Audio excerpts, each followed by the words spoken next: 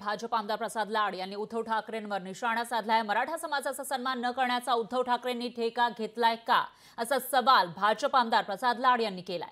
उद्धव ठाकरे मराठा आंदोलकांना भेटायलाही तयार नव्हते असं लाड म्हणाले। तर मोर्चाच्या कार्यकर्त्यांना मराठा आहेत की नाही हे विचारणं जरांगेंना शोभत नाही असं या ठिकाणी प्रसाद लाड यांनी म्हटलेलं आहे। तर जरांगे उद्धव ठाकरेंचे प्रवक्ते असल्यासारखे बोलत असल्याचा आरोप सुद्धा लाड यांनी जरांगे पाटलांवर केला।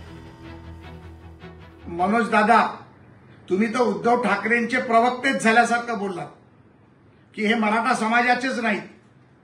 अंबादास दानवे विरोधी पक्षनेते म्हणतात की हे मराठाच नाहीत। आता मराठा कोणी राहायचं, मराठा कोणी व्हायचं, मराठा कोण ठरवायचं ह्याचा ठेका तुम्हाला दिला गेला आहे। त्यामुळे ज्या पद्धतीमध्ये या मराठा आरक्षणाचा मुद्दाच मुळी मराठा ठोक मोर्चाच्या माध्यमातून झाला, त्या मराठा ठोक मोर्चाच्या कार्यकर्त्यांना न भेटणं, त्यांचा अपमान करणं आणि त्यांना मराठा आहेत की नाही ही विचारणा करणं हे मनोज दादा तुम्हाला शोभत नाही। मनोज जरांगे पाटील, तुम्ही उद्धव ठाकरे आणि शरद पवारचे प्रवक्ते होता, आम्ही सातत्याने सांगत होतो।